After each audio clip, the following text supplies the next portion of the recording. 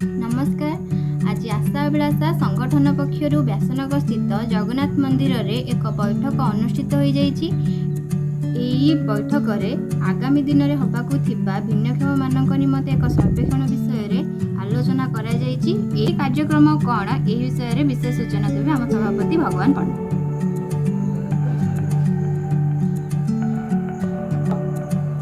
आपण मैंने जानिथिबे जो भली भाबरे वर्तमान दिव्यांग मानू नहीं एक सर्वे करने आम आशा अभिलाषा स्वच्छासेवी अनुष्ठान पक्षर एक सर्वेक्षण आरंभ करुचु जो थे कि दिव्यांग माने किपरि सेमानंकर दिव्यांग प्रमाणपत्र तथा किपरि भत्ता पैसा पाइपर से नहीं एक सर्वेक्षण आम प्रत्येक वार्ड रे एक मास धरी आरंभ करने जाऊँ। यही सर्वे रे आपण मानक नजर थिबा दिव्यांग मानक सामिल करी किपरि सेमानकु मुख्य स्रोत सामिल करवा यही उद्देश्य रे आपण माने हमको सहयोग करने अनुरोध करूँ। तेबे यही प्रोग्राम टी को आम 23 नंबर वार्ड माँ थानपति मंदिर आरंभ करने जाऊँ।